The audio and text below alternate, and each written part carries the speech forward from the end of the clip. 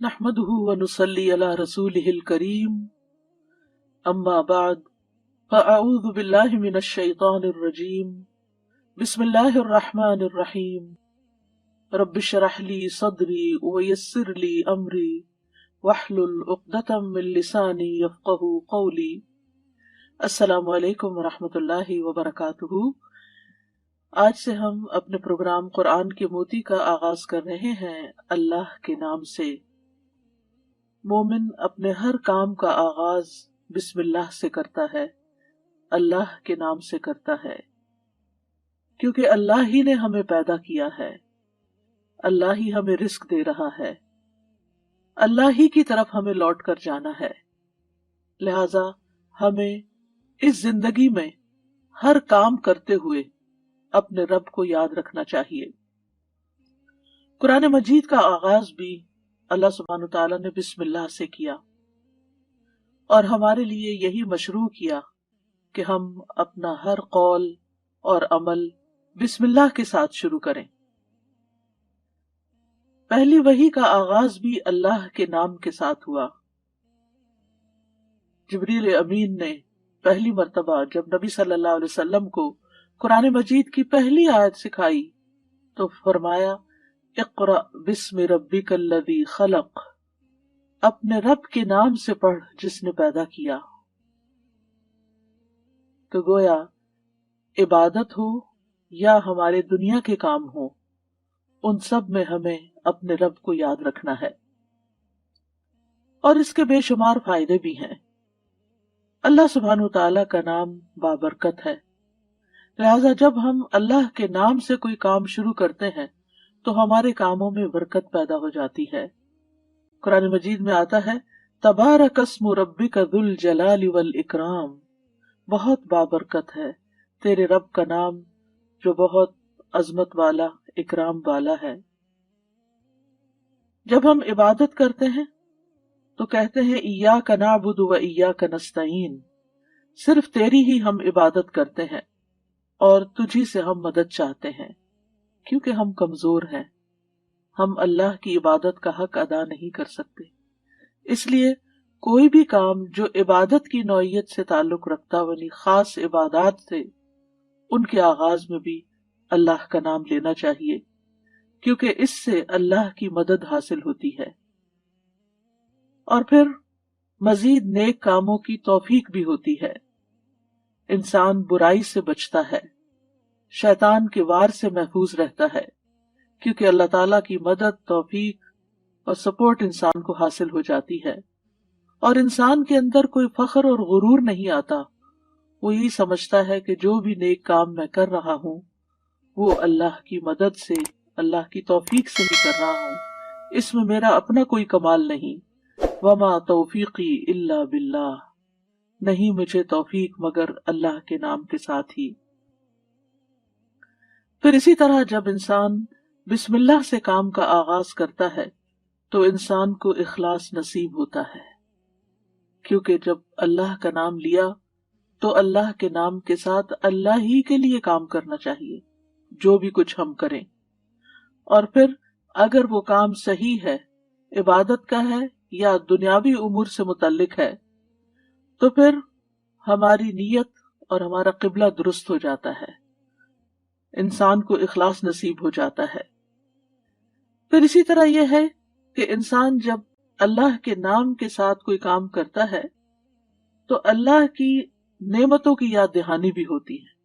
مثال کے طور پر اگر آپ پانی پی رہے ہیں تو جب آپ پانی پینے لگتے ہیں تو بسم اللہ کہتے ہیں، اور جب بسم اللہ کہتے ہیں تو آپ کو اللہ کی یاد آ جاتی ہے، اور پھر ساتھ ہی وہ نعمت جو آپ استعمال کر رہے ہیں اس کے بارے میں غور و فکر بھی نصیب ہوتا ہے کہ یہ اللہ نے پانی پلایا ہے، اور پھر انسان کا غور و فکر اسے کہیں سے کہیں لے جاتا ہے.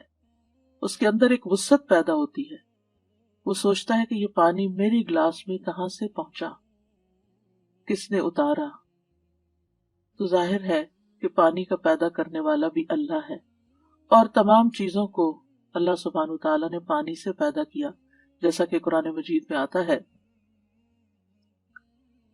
ہم تک جو پانی پہنچتا ہے کچھ تو زمینی ذرائع سے اور بیسیکلی بارش کے ذریعے آتا ہے۔ بارش کیسے آتی ہے؟ سمندروں کا پانی بخارات کی شکل میں اوپر اٹھتا ہے اور پھر بادلوں کی شکل میں جہاں اللہ چاہتا ہے برساتا ہے۔ جب بادل برستے ہیں یا برف پڑتی ہے تو پہاڑوں کی چوٹیوں پر اور مختلف جگہوں پر یا تو پانی جم جاتا ہے یا پھر ندی نالوں کی شکل میں، دریاؤں کی شکل میں بہنے لگتا ہے، اور کچھ پانی رس کر زمین کے اندر چلا جاتا ہے، چشموں کی شکل اختیار کر لیتا ہے، اور پھر مختلف ذرائع سے ہوتے ہوتے وہ ہم تک پہنچتا ہے جسے ہم پیتے ہیں، اور جب پیتے ہیں تو پھر اللہ کا شکر ادا کرتے ہیں اور آخر میں الحمدللہ کہتے ہیں۔ لیکن اگر اتنے اہتمام کے ساتھ جو پانی میرے گلاس میں پہنچا اس کو میں نے اللہ کو یاد کیے بغیر، نعمت دینے والے کا نام لیے بغیر ہی اس کو پی لیا، تو اس سے بڑھ کر ناشکری کیا ہو سکتی ہے؟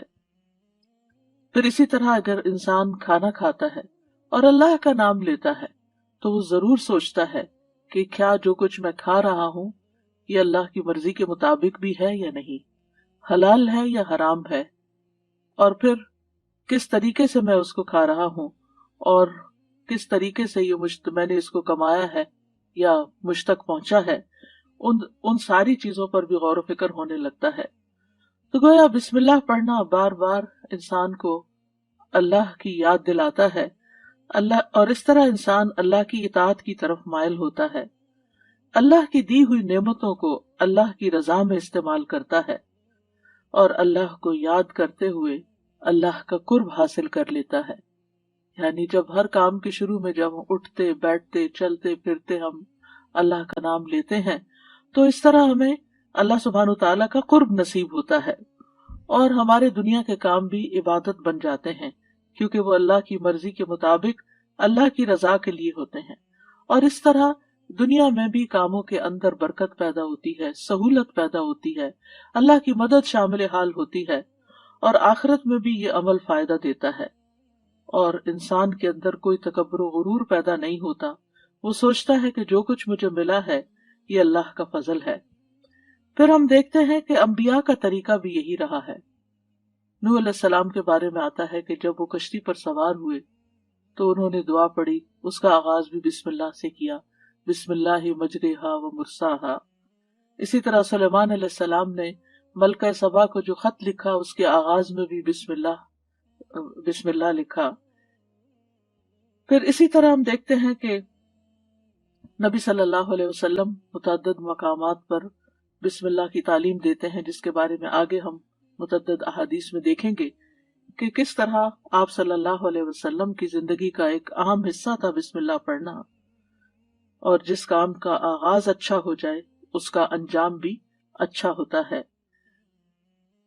قرآن مجید کا آغاز بھی بسم اللہ کے ساتھ ہو رہا ہے، اور بسم اللہ قرآن مجید کی ایک مستقل آیت ہے، یعنی یہ کہ سورۃ الفاتحہ یہ کسی اور سورت میں داخل نہیں ہے، ہر سورت کے شروع میں اسے الگ آیت کے طور پر لکھا گیا ہے، اور اس میں ہم دیکھتے ہیں کہ سورۃ التوبہ جو ہے اس سے پہلے بسم اللہ نہیں ہے، کیونکہ بسم اللہ سے امان حاصل ہوتی ہے، اور سورۃ التوبہ کے شروع میں امان سے یعنی کہ مشرکین کو امان سے نکالا جا رہا ہے، بری ذمہ کیا جا رہا ہے۔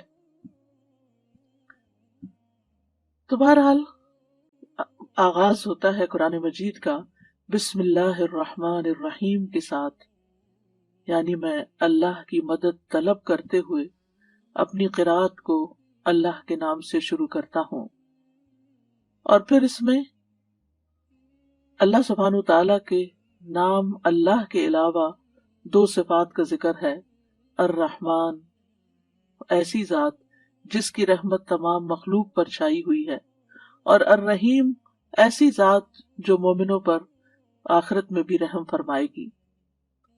جہاں تک لفظ اللہ کا تعلق ہے تو اس کو اسم الجلالہ بھی کہتے ہیں۔ اللہ کی اصل الالہ ہے، اور لغت عرب میں الہ 4 معنوں پر بولا گیا ہے۔ نمبر 1 المعبود، جس کی عبادت کی جائے۔ نمبر 2 الملجا، جس کی پناہ لی جائے۔ نمبر 3 المفزوع الیہ، گھبراہٹ میں جس سے مدد حاصل کی جائے۔ نمبر 4 المحبوب، وہ محبوب جس کے ساتھ عظیم محبت ہو اور اس کے بارے میں عقلیں حیران ہو جائیں۔ تو اللہ کا لفظ اللہ سبحانہ تعالیٰ کا اسم ذات ہے، یعنی ذاتی نام ہے، سب ناموں سے عظیم اور اعلیٰ ہے، اور یہ جلیل القدر نام اللہ سبحانہ تعالیٰ کے جتنے بھی باقی نام ہیں وہ سب اسی نام کی طرف لوٹتے ہیں، یعنی وہ اللہ ہی کے نام اور اللہ ہی کی صفات ہیں۔ اور اس کو امام غزالی کہتے ہیں کہ یہ اللہ تعالیٰ کے ناموں میں سے سب سے زیادہ عظیم نام ہے، کیونکہ یہ اس ذات الہی پر دلالت کرتا ہے جو تمام صفات الہیہ کو جمع کرنے والی ہے، یہاں تک کہ کوئی بھی صفت اس سے جدا اور علیحدہ نہیں ہو سکتی۔ یعنی اللہ تعالیٰ کے جتنے بھی باقی اچھے اچھے نام ہیں وہ سب اللہ ہی کے نام ہیں۔ وَلِلَّهِ الْأَسْمَاءُ الْحُسْنَى، کہ اللہ ہی کے لیے ہیں اچھے اچھے نام۔ سورۃ الاسراء میں آتا ہے قُلِ ادْعُوا اللَّهَ أَوِ ادْعُوا الرَّحْمَٰنَ أَيَّمَّا تَدْعُوا فَلَهُ الْأَسْمَاءُ الْحُسْنَى، کہہ دیجئے کہ اللہ کو پکارو یا رحمان کو پکارو، تم جس کو بھی پکارو گے سو بہترین نام اسی کے ہیں۔ اسی طرح سورۃ الحشر میں آتا ہے هو اللہ الخالق البارئ المصور لہ الاسماء الحسنى، وہ اللہ ہی ہے جو خاکہ بنانے والا ہے، گھڑنے ڈھالنے والا ہے، صورت بنا دینے والا ہے، سب اچھے اچھے نام اسی کے ہیں۔ اسی کی تسبیح کر رہی ہے ہر وہ چیز جو آسمانوں اور زمین میں ہے، وہی سب پر غالب کمال حکمت والا ہے۔ تو اس لیے بہت ضروری ہے کہ جب ہم بسم اللہ مختلف مقامات پر کہتے ہیں تو ہمیں اللہ کی پہچان بھی ہونی چاہیے۔ اللہ سبحانہ تعالیٰ کو پہچاننا بھی ضروری ہے، اور اس کی پہچان اس کی نشانیوں کے ساتھ بھی ہوتی ہے جو کائنات میں پھیلی ہوئی ہیں، اس کی پہچان اس کی کتاب کے ذریعے بھی ہوتی ہے، اور اس کی پہچان نبی صلی اللہ علیہ وسلم نے بھی کروائی ہے۔ لہٰذا اگر ہم اللہ تعالیٰ کو پہچانیں گے تو ہم صحیح طور پر پورے شعور کے ساتھ بسم اللہ ادا کریں گے۔ بلحجیم قبیلے کے ایک آدمی سے روایت ہے، وہ کہتے ہیں کہ میں نے پوچھا ہے اللہ کے رسول آپ کن چیزوں کی دعوت دیتے ہیں؟ نبی صلی اللہ علیہ وسلم نے فرمایا میں اس اللہ کی طرف دعوت دیتا ہوں جو یکتا ہے۔ قال ادعو الی اللہ وحدہ، وہ اللہ کون ہے؟ اللہ وہ اللہ کہ جب تم پر کوئی مصیبت آتی ہے اور تم اسے پکارتے ہو تو وہ تمہاری مصیبت دور کر دیتا ہے، اور جب تم کسی بیابان اور جنگل میں راستہ بھول جاؤ اور اس سے دعا کرو تو وہ تمہیں واپس پہنچا دیتا ہے، جب تم قحط سالی میں مبتلا ہوتے ہو اور اس سے دعا کرتے ہو تو وہ پیداوار ظاہر کر دیتا ہے، یعنی تمہارے سب کام وہی بناتا ہے۔ لیکن یہاں خاص طور پر اس آیت کے اندر یعنی بسم اللہ الرحمن الرحیم کے اندر اللہ سبحانہ تعالیٰ نے اپنا جو تعارف کرایا ہے، اپنی جو پہچان کرائی ہے، وہ اپنی صفت رحمت کے ساتھ کروائی ہے کہ کون ہے اللہ؟ وہ جو بے حد مہربان، بہت ہی زیادہ مہربان۔ الرحمن فعلان کے وزن پر مبالغے کا صیغہ ہے کہ جو بہت ہی زیادہ، یعنی انسان کی عقل اس کو کمپریہنڈ کر ہی نہیں سکتی کہ وہ کتنا مہربان ہے۔ اور پھر مزید اسی صفت سے، صفت رحمت ہی سے الرحیم کا لفظ آیا کہ جو بار بار رحم کرنے والا ہے۔ لہذا اللہ سبحانہ تعالی وہی ہے جو اپنی رحمتیں نچھاور کرتا ہے، اور رحمت کا مطلب ہے نرمی اور شفقت کرنے والا۔ گویا اللہ سبحانہ تعالیٰ کی صفات میں اللہ تعالیٰ کے اپنے بندوں کے ساتھ، اپنی مخلوق کے ساتھ معاملہ کرنے میں نرمی اور شفقت ہے۔ اور رحمان اور رحیم دونوں صفات اللہ ہی کی ہیں، دونوں نام اللہ ہی کے ہیں، لیکن دونوں میں تھوڑا فرق ہے۔ رحمان ایسی رحمت والا جس کی رحمت دنیا کی تمام مخلوقات کو اور آخرت میں مومنوں کو بھی شامل ہے، یعنی یہ رحمت عام ہے۔ اور اسی نام سے اللہ سبحانہ تعالیٰ نے اپنے آپ کی پہچان کروائی کہ الرحمن علی العرش استویٰ، وہ بے حد رحم فرمانے والا عرش پر بلند ہوا۔ اور رحیم سے مراد ایسی رحمت والا کہ جو قیامت کے دن صرف مومنوں کے لیے ہوگی. اور ہم جانتے ہیں کہ اللہ سبحانہ وتعالیٰ کی رحمت کے 100 حصے ہیں، جس میں سے صرف ایک حصہ دنیا میں اتارا ہے، باقی اللہ سبحانہ وتعالیٰ نے آخرت کے لیے، یعنی اس کی باقی رحمتیں 99 جو ہیں وہ آخرت کے لیے ہیں، جس کی بنا پر وہ بندوں کی بخشش فرمائے گا. یہاں دونوں ناموں کو اکٹھا کیوں کیا گیا ہے؟ اللہ سبحانہ وتعالیٰ کے دونوں نام الرحمن اور رحیم کا مل کر آنا اللہ سبحانہ وتعالیٰ کی رحمت کے مزید کمال کو بیان کرتا ہے. اور اس کے بارے میں ابن القیم رحمہ اللہ کہتے ہیں کہ جہاں تک الرحمن اور رحیم دونوں ناموں کو جمع کرنے کا تعلق ہے تو اس کا معنی ان دونوں معنوں سے اچھا ہے جو معنی ان کے الگ الگ بیان کیے جاتے ہیں، یعنی وہ مزید جمع ہو جاتا ہے. اور وہ یہ ہے کہ الرحمن اللہ کی قائم صفت پر دلالت کرتا ہے اور لفظ الرحیم اللہ کی مخلوق پہ کی جانے والی رحمت سے تعلق رکھتا ہے.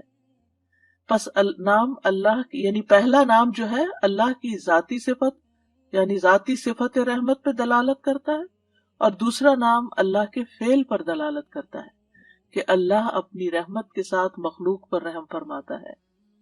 اور ابن قیم یہ بھی کہتے ہیں کہ ان دونوں صفات کو جمع کرنے کا یہ فائدہ ہے کہ اللہ نے دنیا میں جلد اور آخرت میں بعد میں واقع ہونے والی رحمت کی خبر دی ہے، اور اللہ کی خاص اور عام رحمت کے متعلق خبر دی گئی ہے. اور اللہ کی رحمت اس کے غضب پر غالب ہے. ابو ہریرہ کہتے ہیں کہ رسول اللہ صلی اللہ علیہ وسلم نے فرمایا، جب اللہ مخلوق کو پیدا کر چکا تو اس نے اپنی کتاب لوح محفوظ میں لکھا جو اس کے پاس عرش پر موجود ہے کہ میری رحمت میرے غضب پر غالب ہے. اور اس کی رحمت بہت وسیع ہے. قرآن مجید میں آتا ہے وَرَحْمَتِي وَسِعَتْ كُلَّ شَيْءٍ، میری رحمت نے ہر چیز کو گھیر رکھا ہے. کوئی اس کو مانتا ہے یا نہیں مانتا، اس کی عبادت کرتا ہے یا نہیں کرتا. تو ہم جتنے بھی دنیا میں لوگ چل پھر رہے ہیں، سخت نافرمانیاں کرتے ہیں، لیکن اس کے باوجود وہ ہمیں جینے کی مہلت دیتا ہے، رزق دیتا ہے، ہمارے کام سنوارتا ہے، ہمیں مشکلات سے بچاتا ہے. تو اللہ کے یہ دونوں نام جو ہیں، یہ انسان کو اگر ان کی پہچان ہو جائے تو ہر غم اور پریشانی اس کی دور ہو جائے. کیونکہ ہر تکلیف میں، ہر مشکل میں اگر انسان یہ یاد کر لے کہ میرا رب بڑا ہی مہربان ہے، بڑی ہی رحمت فرمانے والا ہے، تو انسان کی پریشانی دور ہو جائے کہ وہ ہے کوئی جو میری مشکل آسان کر سکتا ہے، اور وہ اپنی رحمت فرمائے گا اور ضرور کر دے گا. تو ہمیں ہر کام سے پہلے بسم اللہ پڑھنی چاہیے، کیونکہ اللہ سبحانہ تعالیٰ کا نام لینے والا کامیاب ہوتا ہے. اور جیسے کہ قرآن مجید میں آتا ہے قد افلح من تزکا وذکر اسم ربہ فصلی، بے شک کامیاب ہو گیا جو پاک ہوا اور اس نے اپنے رب کا نام یاد کیا. یعنی رب کا یہ نام لینا کامیابی کی علامت ہے، کامیابی کی ضمانت ہے. اور پھر نماز پڑھی، یعنی اس آیت کا ترجمہ ہے. اور صبح و شام خاص طور پر اللہ کا نام لینا چاہیے. سورۃ الانسان میں آتا ہے وَاذْكُرِ اسْمَ رَبِّكَ بُكْرَةً وَأَصِيلًا، اور اپنے رب کا نام صبح اور پچھلے پہر یاد کیا کرو. تو بہرحال اللہ کا نام لینا برکت کا سبب ہے. ایک شخص نے نبی صلی اللہ علیہ وسلم سے کہا، ہم کھانا تو کھاتے ہیں لیکن ہم سیر نہیں ہوتے، ہمارا پیٹ نہیں بھرتا. آپ نے فرمایا شاید تم الگ الگ کھاتے ہو، اپنے کھانے پہ جمع ہو جایا کرو اور کھانے کے وقت اللہ کا نام لیا کرو، وہ تمہارے لیے اس کھانے میں برکت ڈال دے گا. یعنی یہ مطلب یہ ہے کہ اگر تھوڑا بھی ہوگا تو تمہارا پیٹ بھر جائے گا اور تمہاری بھوک مٹ جائے گی. اسی طرح اللہ کا نام لینے سے انسان کو ہر طرح کی حفاظت بھی ملتی ہے. جابر بن عبداللہ سے مروی ہے کہ رسول اللہ صلی اللہ علیہ وسلم نے فرمایا، جب رات کا آغاز ہو یا جب شام ہو جائے تو اپنے بچوں کو روک لو، گھر سے باہر نہ نکلنے دو، کیونکہ اس وقت شیاطین پھیل جاتے ہیں. پھر جب رات کی ایک گھڑی گزر جائے تو انہیں چھوڑ دو اور دروازے بند کر لو. اس وقت اللہ کا نام لو، کیونکہ شیطان بند دروازے نہیں کھول سکتا. اللہ کا نام لے کر اپنے مشکیزوں کا منہ باندھو اللہ کا نام لے کر اپنے برتنوں کو ڈھک دو، خواہ کسی چیز کو چوڑائی میں رکھ کر ہی اس کو ڈھکو، اور اپنے چراغ سونے سے پہلے بجھا دیا کرو۔ تو اس سے کیا پتہ چلتا ہے کہ رات کو آخری کام جو کر رہا ہوتا ہے انسان، چاہے کیسی ہی تھکاوٹ کیوں نہ ہو، یہ کام وہ ہیں جو تقریباً سب لوگ کرتے ہیں، تو ان سب چیزوں پر بھی بسم اللہ پڑھنی چاہیے، اس وقت بھی اللہ کا نام لینا چاہیے۔ پھر اسی طرح اللہ کا نام لینے سے انسان اچانک پہنچنے والی مصیبت سے بھی محفوظ رہتا ہے۔ عثمان بن عفان کہتے ہیں، میں نے رسول اللہ صلی اللہ علیہ وسلم سے سنا، آپ فرماتے تھے، جس نے شام کو 3 بار یہ دعا پڑھ لی، اسے صبح تک کوئی اچانک مصیبت نہیں آئے گی، کوئی اچانک مصیبت نہیں آئے گی۔ یعنی اس کا مطلب نہیں کہ دوسری آ جائے گی، یعنی ایک دم کسی قسم کی پریشانی اس کو لاحق نہیں ہوگی۔ اور وہ دعا ہے، بسم اللہ الذی لا یضر مع اسمہ شیء فی الارض ولا فی السماء وہو السمیع العلیم۔ اللہ کے نام سے، وہ ذات کہ اس کے نام سے کوئی چیز زمین میں ہو یا آسمان میں نقصان نہیں دے سکتی، اور وہ خوب سنتا ہے اور خوب جانتا ہے۔ اور جس نے صبح کے وقت یہ دعا پڑھ لی، اسے شام تک کوئی اچانک مصیبت نہیں آئے گی، اور جب شام کو کوئی پڑھ لے تو صبح کے وقت صبح تک اس کو پریشانی نہیں ہوگی۔ اسی طرح اگر انسان بسم اللہ نہیں پڑھتا تو یاد رکھیے کہ بسم اللہ نہ پڑھنے کا نقصان یہ ہے، ابن عباس کہتے ہیں کہ ابلیس نے اللہ تعالیٰ سے کہا کہ تو نے اپنی ساری مخلوق کا رزق واضح کر دیا ہے، میرا رزق کس میں ہے؟ تو اللہ تعالیٰ نے فرمایا، ہر اس چیز میں جس پر میرا نام نہ لیا جائے۔ تو گویا جس چیز پر ہم اللہ کا نام نہیں لیتے، وہ رزق پھر شیطان کے حصے میں چلا جاتا ہے، گویا ہم اپنے دشمن ہی کو فیڈ کرتے ہیں۔ قیامت کے دن بھی اللہ کے نام سے وزنی کوئی چیز نہ ہوگی۔ پھر اسی طرح اللہ کا نام لینے سے، یعنی اس دعا کے پڑھنے کے مواقع کون کون سے ہیں؟ نمبر 1، ہر کام شروع کرنے سے پہلے، تاکہ اس میں برکت اور مدد حاصل ہو، اس کے اندر قبولیت ہو، ہمیں اخلاص نصیب ہو۔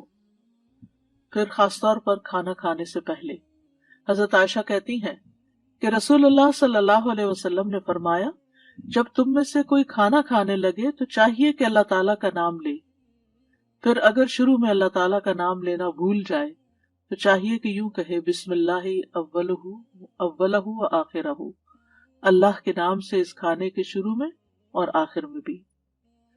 پھر اسی طرح لباس اتارتے وقت بسم اللہ پڑھنی چاہیے۔ انس رضی اللہ عنہ سے روایت ہے کہ نبی صلی اللہ علیہ وسلم نے فرمایا، جنوں کی آنکھوں اور بنی آدم کی شرمگاہوں کا پردہ یہ ہے کہ جب ان میں سے کوئی اپنے کپڑے اتارے تو بسم اللہ پڑھ لے، یعنی اتارنے سے پہلے پڑھ لے، تو جن اور شیاطین کی نظر نہیں لگتی۔ اسی طرح جب آپ بچوں کو کپڑے تبدیل کروا رہے ہوں تو اس وقت بھی بسم اللہ پڑھ لیں۔ اسی طرح بیت الخلاء جاتے وقت، یعنی اندر پاؤں رکھنے سے پہلے بسم اللہ پڑھ کے دروازہ کھولیں۔ حضرت علی رضی اللہ عنہ روایت کرتے ہیں، کہتے ہیں کہ رسول اللہ صلی اللہ علیہ وسلم نے فرمایا، جنوں کی آنکھوں اور بنی آدم کی شرمگاہوں کا پردہ یہ ہے کہ جب ان میں سے کوئی بیت الخلاء جائے تو بسم اللہ پڑھ لے، یعنی وہاں بھی وہ، یعنی کیونکہ جب انسان ننگا ہوتا ہے تو فرشتے، اس حفاظت کے فرشتے اس سے دور چلے جاتے ہیں، تو اس وقت حفاظت پھر کس سے حاصل ہوگی؟ جب آپ واش روم میں جانے سے پہلے بسم اللہ پڑھ کے پھر داخل ہوں گے۔ اسی طرح وضو سے پہلے، ابو ہریرہ کہتے ہیں کہ رسول اللہ صلی اللہ علیہ وسلم نے فرمایا، لا صلاۃ لمن لا وضوء لہ ولا وضوء لمن لم یذکر اسم اللہ تعالی علیہ، کہ جس کا وضو نہیں اس کی نماز نہیں، اور جو شخص وضو کے شروع میں اللہ تعالیٰ کا نام نہ لے اس کا وضو نہیں۔ اب یہاں پر بعض لوگوں کو یہ پریشانی ہوتی ہے کہ ہم واش روم میں کھڑے ہوتے ہیں، وہیں سنک ہے، وہیں کموڈ ہے، تو پھر ہم بسم اللہ کس طرح پڑھیں؟ اس کے ایک تو یہ ہے کہ جب آپ وضو کی نیت سے جا رہے ہیں تو اندر داخل ہونے سے پہلے ہی پڑھ لیں اور جا کے ٹیپ کھول لیں اور اپنا وضو شروع کر دیں۔ دوسرا یہ ہے کہ آپ دل میں پڑھ لیں، لیکن اگر کوئی بھول گیا ہے تو جس وقت یاد آئے، یعنی وضو کے دوران، اس وقت بھی پڑھ سکتا ہے۔ پھر اسی طرح اگر اس نے بالکل ہی پڑھنا ہی بھول گیا تو اس کا کیا مطلب وضو ہوا ہی نہیں سرے سے؟ یا پھر یہ کہ اس کی نماز، اگر وضو نہیں ہوا تو کیا نماز ہی نہیں ہوئی؟ نہیں، اس کا مطلب یہ ہے کہ اس کا وضو کامل نہیں ہوا. یہاں علماء نے اس کا مطلب یہ کیا ہے کہ اس کے وضو میں نقص رہ گیا. وضو ہو جائے گا، نماز ہو جائے گی، لیکن وہ جو برکت حاصل ہونی تھی یا زیادہ ثواب ملنا تھا اس سے انسان محروم ہو جاتا ہے. پھر اسی طرح یہ ہے کہ قرآن مجید کی قرأت سے پہلے بسم اللہ پڑھنی چاہیے. قتادہ سے روایت ہے، وہ کہتے ہیں کہ انس رضی اللہ عنہ سے سوال کیا گیا کہ نبی صلی اللہ علیہ وسلم کی قرأت کیسی تھی، تو انہوں نے بیان کیا کہ آپ صلی اللہ علیہ وسلم کھینچ کر پڑھتے تھے. پھر آپ نے بسم اللہ الرحمن الرحیم کو پڑھا، یعنی بسم اللہ الرحمن الرحیم، یعنی مد کے ساتھ پڑھتے تھے الرحمن کو، اور رحیم کو بھی کھینچ کر تلاوت کرتے تھے. پھر اسی طرح کھانا کھانے سے پہلے بھی عمر بن ابی سلمہ رضی اللہ عنہ کہتے ہیں میں بچہ تھا اور رسول اللہ صلی اللہ علیہ وسلم کی پرورش میں تھا. عمر بن ابی سلمہ جو ہیں یہ ابو سلمہ رضی اللہ عنہ کے بیٹے ہیں، ام سلمہ کے بھی بیٹے ہیں. ام سلمہ کی جب شادی ہوئی تو یہ نبی صلی اللہ علیہ وسلم کے گھر میں بچے آ گئے، یعنی آپ کے ربیب تھے اور آپ کی پرورش میں تھے. تو وہ کہتے ہیں کہ کھانا کھاتے وقت میرا ہاتھ برتن میں چاروں طرف گھوما کرتا ہے جیسے بچے عام طور پر کرتے ہیں. تو رسول اللہ صلی اللہ علیہ وسلم نے مجھ سے فرمایا اے لڑکے بسم اللہ پڑھ لیا کرو اور دائیں ہاتھ سے کھایا کرو، اور برتن میں وہاں سے کھایا کرو جو جگہ تم سے نزدیک ہو، یعنی اپنے سامنے سے کھاؤ. وہ کہتے ہیں کہ چنانچہ اس کے بعد میں ہمیشہ اسی ہدایت کے مطابق کھاتا رہا. تو یہ کھانا یعنی ٹیبل مینرز ہیں، کھانا کھانے کے آداب ہیں، اور اس میں نہ صرف یہ کہ بڑوں کو اس کا اہتمام کرنا چاہیے بلکہ بچوں کو بھی سکھانا چاہیے. پھر اسی طرح گھر میں داخل ہوتے وقت بسم اللہ پڑھ کر داخل ہوں. جابر رضی اللہ عنہ سے روایت ہے، وہ کہتے ہیں کہ میں نے رسول اللہ صلی اللہ علیہ وسلم کو فرماتے ہوئے سنا جب آدمی اپنے گھر میں داخل ہوتا ہے تو وہ داخل ہوتے وقت اور کھانا کھاتے وقت اللہ کا نام لیتا ہے تو شیطان کہتا ہے کہ آج تمہارے لیے اس گھر میں نہ رات گزارنے کی جگہ ہے اور نہ ہی رات کا کھانا ہے. اور اگر وہ داخل ہوا لیکن اپنے داخل ہوتے ہوئے اللہ کا نام نہ لیا تو کہتا ہے تم نے رات گزارنے کی جگہ پا لی. اور اگر اپنے کھانا کھانے کے وقت اللہ کا نام بھی نہ لے انسان تو شیطان کہتا ہے تم نے رات گزارنے کی جگہ اور رات کا کھانا پا لیا. یعنی ہماری چیزوں میں پھر اس کی شراکت ہو جاتی ہے. اب دیکھیں کہ بہت سارے مسائل اور بہت ساری بیماریاں عام ہو چکی ہیں جن کی بعض اوقات تشخیص بھی نہیں ہو پاتی، اور پھر ہم بعض اوقات یہ سمجھتے ہیں کہ شاید جادو ہو گیا ہے یا پھر یہ کوئی نظر لگ گئی ہے.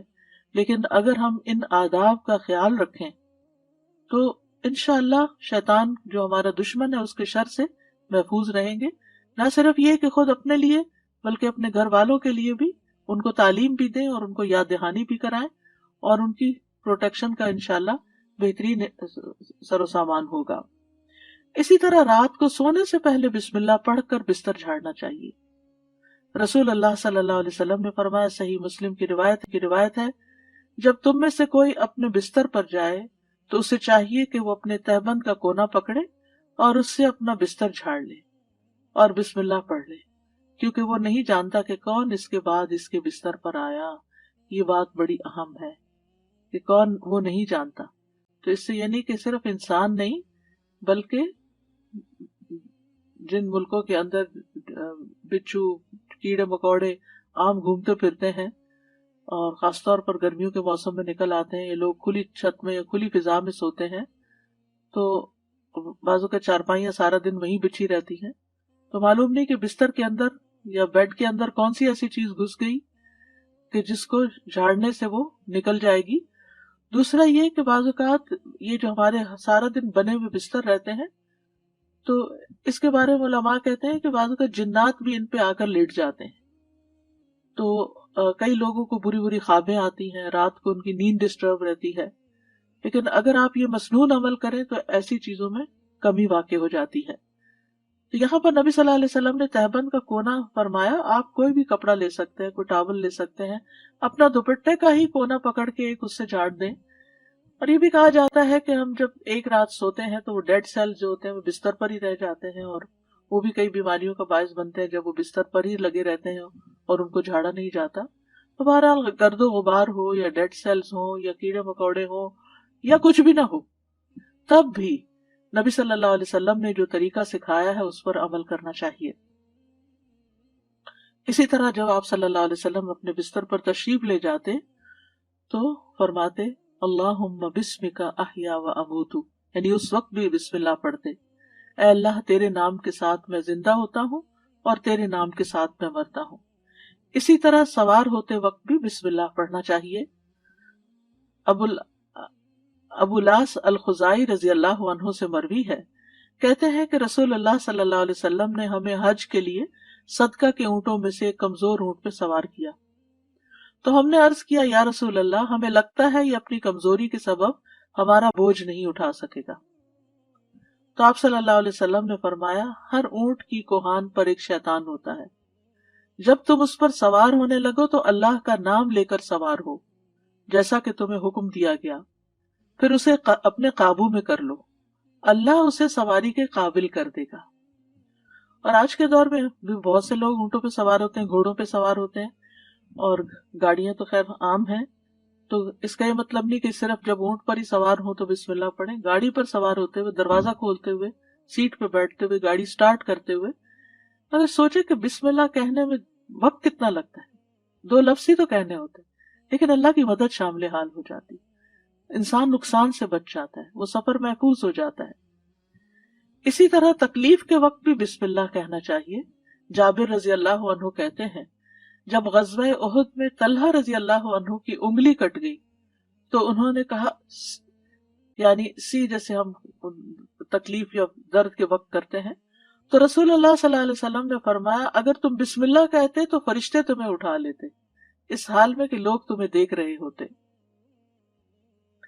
اسی طرح اگر کسی جگہ پر درد ہو رہی ہو تو بسم اللہ سے اللہ کا نام لے کر دم کرنا چاہیے۔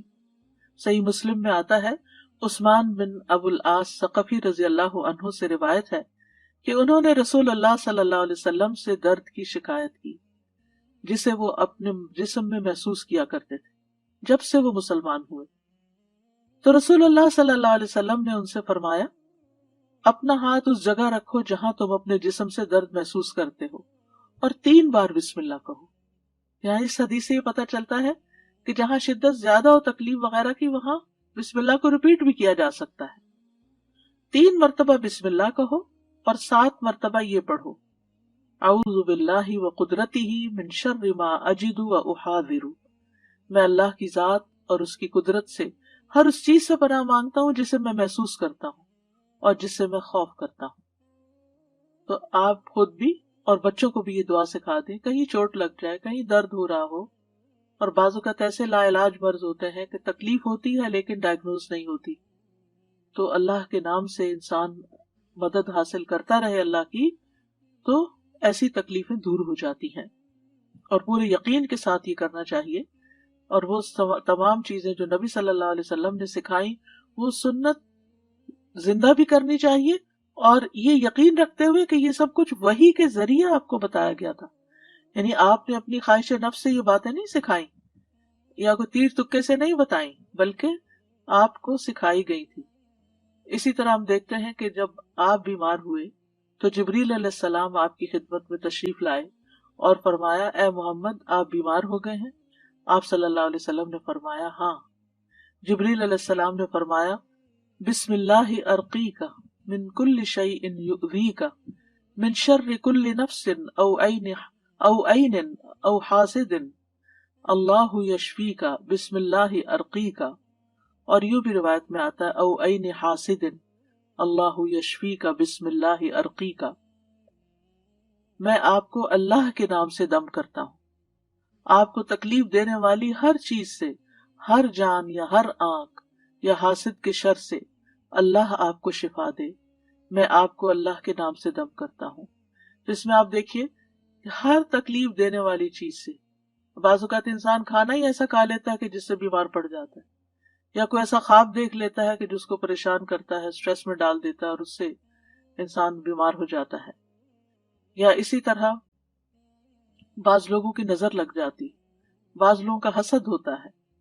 تو ان سب بیماریوں کو جو ہم جانتے ہیں اور جن کی روٹ کاز ہمیں معلوم ہی نہیں، ان سب کے لیے بھی بہترین دم ہے جو جبریل علیہ السلام نے خود نبی صلی اللہ علیہ وسلم پر کیا.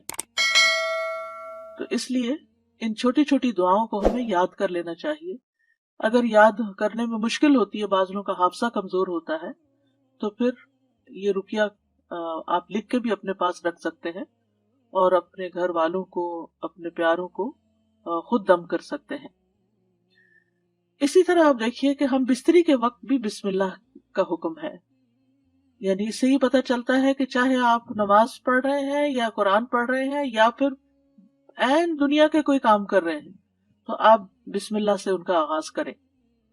ابن عباس کہتے ہیں، اور وہ اس حدیث کو نبی صلی اللہ علیہ وسلم تک پہنچاتے ہیں، کہ آپ نے فرمایا جب تم میں سے کوئی اپنی بیوی کے پاس آئے تو کہے بسم اللہ اللہم جنبنا الشیطان وجنب الشیطان ما رزقتنا. اللہ کے نام کے ساتھ، اے اللہ ہمیں شیطان سے بچا اور شیطان کو اس چیز سے دور رکھ جو اس کے نتیجے میں تو ہمیں عطا فرمائے. یہ دعا پڑھنے کے بعد میاں بیوی کو جو اولاد ملے گی اسے شیطان نقصان نہیں پہنچا سکتا. یعنی اتنا فائدہ ہے اس دعا کا. یعنی عین اس وقت بھی اللہ کے نام کو، اللہ کی یاد کو نہیں بھولنا چاہیے. پھر اسی طرح جانور ذبح کرتے وقت قرآن مجید میں آتا ہے وَالْبُدْنَ جَعَلْنَاهَا لَكُم مِّن شَعَائِرِ اللَّهِ لَكُمْ فِيهَا خَيْرٌ فَاذْكُرُوا اسْمَ اللَّهِ عَلَيْهَا صَوَافَّ.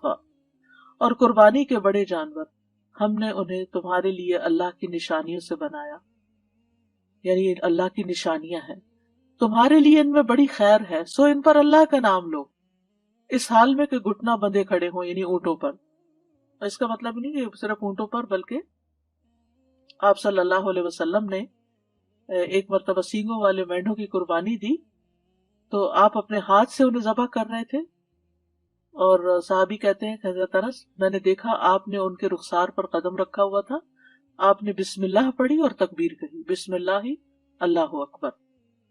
اسی طرح خط کے آغاز میں میت کو دفناتے وقت ابن عمر رضی اللہ عنہ سے مروی ہے کہ نبی صلی اللہ علیہ وسلم جب میت کو قبر میں اتارتے تو فرماتے بسم اللہ وعلی سنت رسول اللہ، اللہ کے نام سے اور رسول اللہ صلی اللہ علیہ وسلم کے طریقے پر.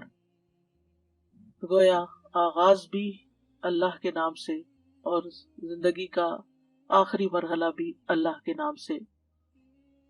تو کرنے کے کام یہ ہیں کہ ہر کام شروع کرنے سے پہلے اللہ کا نام لیں، تاکہ آغاز اچھا ہو تو انجام بھی اچھا ہو. شروع میں لینا بھول جائے تو جب یاد آئے تو بسم اللہ پڑھ لیں. مثلاً بعض اوقات ہم بہت مصروف ہوتے ہیں یا بہت شدید بھوک لگی ہوتی ہے، تو ایک دم ہم کھانے پہ جیسے ٹوٹ پڑتے ہیں اور بسم اللہ نہیں پڑھتے. حالانکہ جب کھانا لگ جاتا ہے تو گھر کا بڑا جو ہے وہ کہتا ہے بسم اللہ، یعنی شروع کیجیے. تو یہ جو لفظ بسم اللہ ہے، بسم اللہ الرحمن الرحیم، اس میں صرف یعنی کہ یہ جار مجرور ہے، اور اس میں یا تو فعل محذوف ہے یا پھر اسم محفوظ ہے، محذوف ہے. محذوف کا مطلب ہے کہ وہ حذف کیا گیا ہے، موجود نہیں. کیوں؟ اس لیے کہ وہ انڈرسٹوڈ ہے کہ جب ہم کوئی کام کریں گے تو ہماری نیت میں وہ چیز ہوگی کہ اللہ کے نام سے میں پانی پیتا ہوں، اللہ کے نام سے میں کھانا کھاتا ہوں، اللہ کے نام سے میں سونے لگا ہوں، اللہ کے نام سے میں گھر سے نکلنے لگا ہوں. گھر سے نکلنے کے وقت کی دعا بھی بسم اللہ توکلت علی اللہ. تو ہمیں اپنی ساری زندگی کا جائزہ لینا ہے کہ ہم کہاں کہاں بسم اللہ پڑھتے ہیں. آپ دیکھیے کہ اسلامک کلچر میں تو ہر موقع پر، یعنی جب کوئی کام نہیں کہا جاتا، آپ کے بھی دل میں ہوتا ہے دوسرے کے بھی، تو آپ صرف بسم اللہ کہہ کے اس کو سمجھا دیتے. مثلا آپ کے گھر کی بیل بجتی، آپ دروازہ کھولتے ہیں، آپ کا کوئی دوست کھڑا ہوتا ہے، تو آپ کہتے ہیں بسم اللہ. یعنی اس کا یہ مطلب آپ یہ نہیں کہتے اندر داخل ہو جاؤ، یہ نہیں بولتے، آپ کہتے بسم اللہ. آپ آتے ہیں تو आप उसको बिठाते हैं, वो आपके लिए कोई गिफ्ट लाया होता है, तो आपको कहते हैं बिस्मिल्लाह, ये आपके लिए है, यानी पूरा जुमला भी नहीं बोलते, सिर्फ बिस्मिल्लाह। फिर इसे आप उसको खाने पे बिठाते, खाना पेश करते हैं तो कहते हैं बिस्मिल्लाह। हाथ धुलाने के लिए जाते हैं तो कहते हैं बिस्मिल्लाह। यानी बिस्मिल्लाह हमारे यानी ऐसे लफ्ज हैं कि जो हमारी सारी माफी जमीर को बयान कर देते हैं, और कहने वाला भी जानता है कि वो अल्लाह का नाम क्यों ले रहा है, और सुनने वाला भी सुन रहा होता है कि वो अल्लाह का नाम क्यों लिया जा रहा है यहाँ। तो इसलिए हर काम शुरू करने से पहले यानी अपना उसमें एक्शन जो है वो हिडन है, वो दिल में है आपके, लेकिन बस अल्लाह का नाम लेना बरकत का बायस होगा। तो अल्लाह के नाम की बरकतें हासिल करें, हसरतों से बचें। उठते बैठते यानी आप बैठने लगे हैं कहीं तो बिस्मिल्लाह पढ़ के बैठ जाए, वहां से उठने लगे हैं तो बिस्मिल्लाह पढ़ लें, अपनी ये आदत बना लें। और बच्चों के सामने जरा ऊंची आवाज से बिस्मिल्लाह कहें ताकि वो सुने और बार बार सुनते रहें।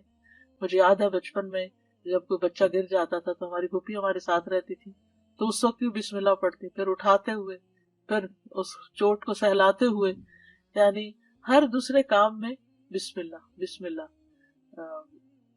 बच्चों को दूध पिलाते हुए, बच्चों को उठाते हुए, उनको चेंज करते हुए, तो ये यानी बिस्मिल्लाह हमारी घुट्टी में पड़ जानी चाहिए कि हम कोई काम अल्लाह की याद के बगैर ना करें। जिससे इंसान को मोहब्बत होती है उसको वो उसके दिल में रहता है और उसको हमेशा वो याद करता रहता है।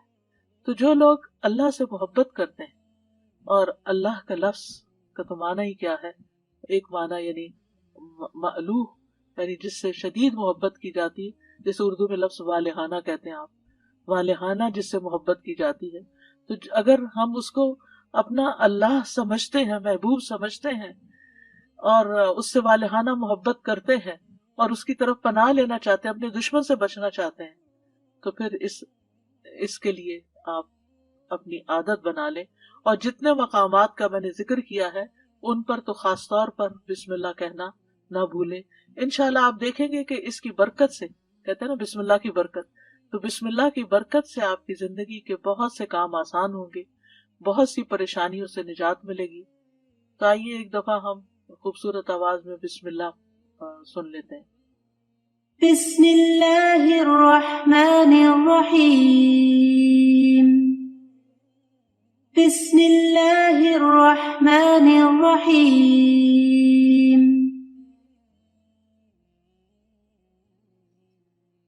बिस्मिल्लाहिर्रहमानिर्रहीम। और इसी के साथ ही बिस्मिल्लाहिर्रहमानिर्रहीम। इसके साथ ही मैं आपसे इजाजत लेती हूँ। इंशाल्लाह अब दौरे कुरान का वक्त हो गया है। जो लोग अलहुदा लाइव पर हैं वो फेसबुक पर या जूम पर चले जाएं, और इंशाल्लाह फेसबुक और यूट्यूब और जूम पर इंशाल्लाह दौरे कुरान पेश किया जाएगा।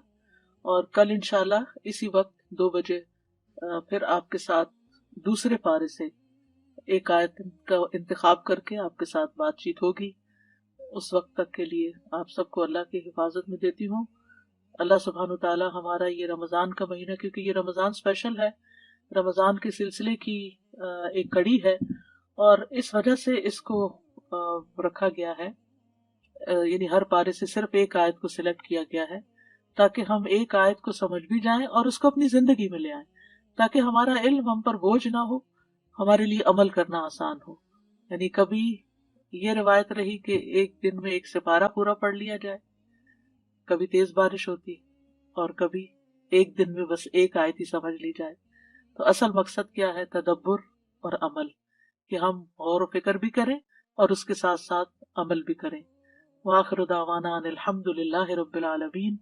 सुब्हानकल्लाहुम्मा व बिहम्दिका अशहदु अल्ला इलाहा इल्ला अंता अस्तगफिरुका व अतूबु इलैक। अस्सलामु अलैकुम व रहमतुल्लाहि व बरकातुहू।